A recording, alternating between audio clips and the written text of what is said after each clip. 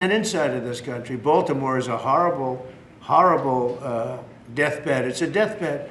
I know Governor Moore said, oh, he wants to take a walk with me. He meant it in a derogatory tone. I said, no, no, I'm the president of the United States. Clean up your crime and I'll walk with you. But it's tremendous crime. But he was trying to be derogatory. He doesn't have what it takes. But he's trying to be derogatory. And I met him at the Army-Navy game. They said, oh, there's Governor Moore. He'd love to see you. He came over to me. He hugged me, shook my hand. You were there. He said, sir, you're the greatest president of my lifetime. I said, but it's really nice that you say that. I'd love you to say it publicly, but I don't think you can do that, so it's okay. But no, sir, you're doing a fantastic job. I want to just shake your hand. Thank you very much, Governor. That was it. And then every time I see him on television, he's knocking the hell out of me. So, but that's all right. It's called politics. President Trump had referenced about them meeting at the Army-Navy game. And thanks to the art of the surge on Fox Nation, we have the footage. Mr. President, welcome back to Maryland, sir. Welcome back to Maryland. It's good to see you. In person, too. Thank you, sir. Great to see you. Great to see you. And great to have you back here. Great to have you. Thank you, sir. Thank you. Thank you. Well, we are very, very anxious to be able to work closely with you, and I know the Key Bridge is something that we're specifically. It's going well. I mean, we spoke with Speaker Johnson yesterday, and Speaker Johnson says he believes that we're close to the 100% cost share. And the thing is, I told him when we get that 100% cost share done, we are going to be able to go over the Key Bridge under your watch, because I will have it done in 28, on time and on budget. We'll help you out. Thank you, sir. We didn't hear their greatest president ever, but we did hear a lot of enthusiasm and so excited to meet you, Mr. President. Who's telling the truth? We'll let you decide. It was the other guy, not Trump. It was Wes Moore. Yeah. Yeah, you can tell because of the words that the governor of Maryland used and how they're different from the words that Trump said he used. So, yeah, it's pretty simple, actually. Oh, wait, but this is Fox News. So maybe I should unpack this a little more, just in case anyone from Fox News is watching, which I'm sure they are. And hey, welcome. So just so you guys are aware, at Fox News, if you look up the definition of lying, you will find very quickly that it is a present participle for the word lie. But if you look up lie in the dictionary and you go down a little bit, you will find that it is a false statement made with the intent to deceive. You know, like a liar. Now, we all know that Donald Trump is the most postmodern president we have ever had, which means by extension that Fox News is the most postmodern news source we currently have. And by postmodern, I mean a school of thought that was really prevalent in the 20th century, which is, generally speaking, rejects grand narratives in favor of things like subjectivity and exploring how ideas like truth and knowledge and even reality itself can often be imagined as essentially constructed through things like language and other sociological pressures or whatever. So that's what it is. And so when you have Fox News going, hey, we'll let you decide who's telling the truth after showing you exactly who's telling the truth, that is A, very postmodern, B, very funny and like a kind of pathetic, sort of way. That is C, weaponizing a school of thought that they normally use as a boogeyman, because for them, postmodernism is essentially an empty signifier that they can just deploy for their own rhetorical needs. And then D, kind of a microcosm for how a lot of right-wing media works, unfortunately. But listen, what are they going to do? What are they going to comb through all this data on what crime is actually like in blue cities? No, they're not going to do that. These are postmodernists, y'all. They're going to go off vibes, and the vibes, they're crimey. Those are crimey vibes. So we got to deploy the military against its own citizens, because that's just, rules are rules. All right. But no, it was Wes Moore. Wes Moore was the one telling the truth. Just so we're clear. It was Trump that was lying. Wes Moore was telling the truth, at least in that instance. And I am not going to let some woke soy boy philosophy major Fox News tell me otherwise. Let's hear what Wes Moore has to say. I'm a person who believes in my integrity. And I can tell you right now, that imaginary conversation that he revealed from the White House not only did not happen, but unfortunately, it's just a consistent thread and a consistent theme that we are seeing from the president of the United States, which is just a deeply sad state of affairs. That's just no way to talk about the greatest president in your lifetime, Governor Moore. Okay, which you definitely said or didn't, depending on, I guess, just where. I mean, who's to say what's even real or like not real anymore? Also, though, sad. Would you say this is sad? That's the word you chose. Sad. I don't know. I don't know that I'll go with sad. I actually wrote some words down. Let's see here. I have unsurprising, hypocritical, pathetic, insulting, deluded. Oh, I did write sad. Oh, awesome. Yeah, I couldn't see it because of the tear stains. But anyway, I think the important thing that Moore is bringing up here is just how consistent a theme this is with Trump. So when he's making up this story about someone flattering him, he's just making up another story that flatters him, which happens to map over very nicely with what's currently going on with Trump and crime in blue states. I think one of the most interesting things about the graphic you just showed is the highlighted yellow of those states sending their National Guard to D.C., right? I think we've seen this playbook before from the president, and it won't be the last time where he is using this issue as a political one, right? He is trying to make the case that he needs to intervene because Democratic-run cities are out of control in his parlance. And that's clearly not the case backed up by data. There are a whole host of other cities, primarily in Republican-led states, that have higher crime rates, but that's not the focus for this president. We've seen him go after Chicago, LA. This weekend, he was tangling with Governor Wes Moore of Maryland and talking about Baltimore. There is a playbook here that the president is using, and it's mostly driven by his politics. And one of the things just to note about Chicago's crime rate has actually been decreasing and at times has been at pre-pandemic levels. And so this focus on this out of control crime is misplaced based on where the data is. Not to say that there's no crime, but if you really look at the numbers, it is not the sort of picture the president is heard him step. Yeah, it's like he's lying.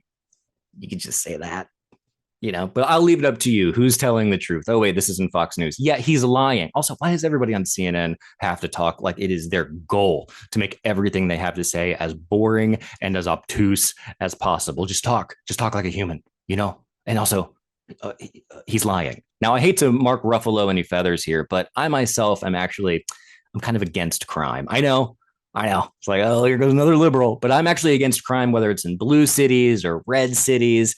I'm actually just that much of a bleeding heart that I don't think crime is like a good thing. But what I think is interesting here is the parallel rhetorical goals of both how Trump is treating all of this crime in blue cities and how he's just making up stories about Wes Moore saying he's the greatest president in his lifetime. In both instances, they serve to make Trump look like a bright and shining hero, whether it's a hypocritical and ineffective governor singing his praises, or whether it is crime data that you can just ignore so that he can be presented as like the savior to these cities. In either case, he comes out looking great, okay? And I think it's also important to remember that one of the primary reasons Trump even ran for president to begin with so long ago was because Obama made fun of him. So since then, he's just been like, I'm the best. And so when CNN does this thing where they get on and go, well, I think this is political for him. I think what CNN should do is get a little Fox News on him, by which I mean go postmodern. You know what I mean? Like, what do you mean political? I know what I think political means to me, but what does it mean to Trump? I like to think that political to Trump just means a way of making himself look good. And that's kind of it. And also, I think that, hear me out, I know it's a lot of hot takes. I think that's bad. I really do. But I do wonder if the Democrats will learn from it and adjust their strategy accordingly. Let's find out. Redistricting, or gerrymandering, as some people know it.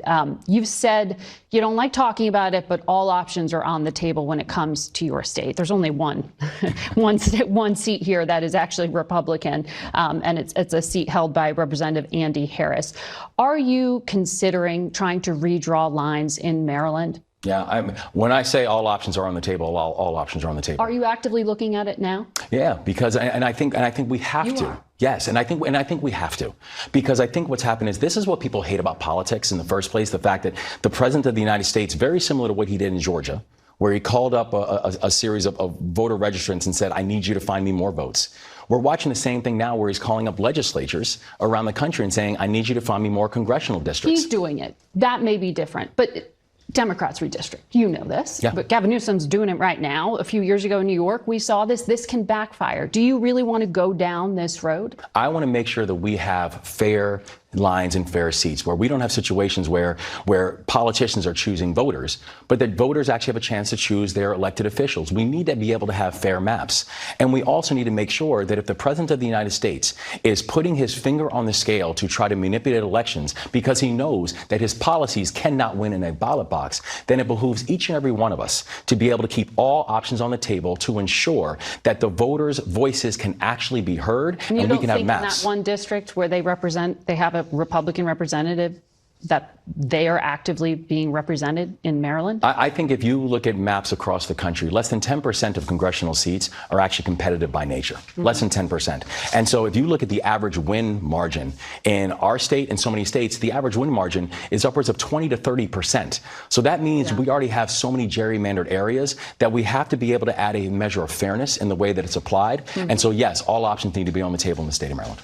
I can't speak to what people hate about politics. I can say one of the things I strongly, strongly dislike about the Democratic Party is their tendency to make empty promises that are completely lacking in any sort of action, otherwise known as just politics in general. Now, do I think gerrymandering is good? No. Do I think it's a good idea? Potentially. Do I think it's a good idea in a state that only has one Republican seat? Not really, because I think Republican voters should have someone representing them who aligns with their political interests. I know, it's just hot takes galore. I'm on fire today. All right. Goodness gracious. Do I think Wes Moore is just saying all options are on the table so that he can throw out the idea of redrawing their maps on national television to gain some political points? I sure do. But what do you expect from a guy who thinks that Donald Trump is one of the greatest presidents in his lifetime? Anyway, the sad truth here, and I mean this objectively, is that Trump does not live in reality. Whether it's about what the actual state of crime is or what someone, just said to him or what voters actually want, all that matters is what makes Trump look good. And before you go, oh, this is just more Trump derangement syndrome, let me be very clear. Yeah, it is. Because Trump is, the man's deranged. And that is, well, I'm going to cover this again and say it's bad. When somebody, like, I'm old enough to remember when people said Bush lied, people died. Okay, that was around the time of the Iraq War. But the difference here is that when the Bush administration lied, okay, they did so in a way that painted themselves as cowboys. And when Trump lies, he paints himself in a way that makes himself look like a savior. Okay. And the thing is, when you paint yourself in a way to look like a cowboy, at least that's part and parcel of America's image of itself, right? Like the cowboy, can you think of anything more American? It evokes ideas of like freedom and ruggedness and individuality and very simple binary moralisms, like all the things that, for better or worse, are at least American. Okay. And then you have Trump, who paints himself as a savior, who adjusts reality how he sees fit in any way that can make him look like the one person who can save everybody. And the thing is, that's not part of America's image of itself. In fact, it's anti-American. It's anti the genesis of America when we decided we didn't want a king. And it's actually anti the guy that's in that upside down Bible in Trump's hand that he uses so much. And why is this? Because Trump is the most postmodern president of our lifetimes. Okay, he will completely forsake the idea of America, even the myths that undergird America, like Christianity, in order to make himself look better. And when you have someone doing that with that much power, it will have material ramifications that we will be dealing with for decades to come. So no, this isn't just Trump derangement syndrome. It is, but for good reason, because he's out of his mind. All right. It's not pearl clutching. It's power grabbing. And that is bad because it affects people in a very real way. OK, that's at least my take on it. Both the lying is bad, lying bad, crime bad. OK, when you lie in a way that like appeals to the American sensibilities, still bad. Right. I mean, for God's sake, there's not going to be the amount of deaths caused, likely, God willing, by the Trump administration as were caused by the Bush administration. But what Trump is doing is killing the soul of America. Because it's anti-American, it's anti-Christian, and it's anti all the very things that the people who support him claim to be all about. So anyway, this has been another rambling session. Believe it or not, I did have bullet points and it just sort of flies off the handle sometimes. And I apologize for that, but maybe none of that actually happened. And maybe if you felt like that happened, you're wrong and I'm right. And we can just all decide together what's real and what isn't. Actually, and also postmodernism is a really served a very beneficial function and still does to this day. And it is not as popular as it once was, but it is useful for the purposes of deconstruction and to know where these ideas come from so that you can be better aware of what the underlying factors are that make up the, maybe I'll make up for rambling by just rambling more. Bye, everybody.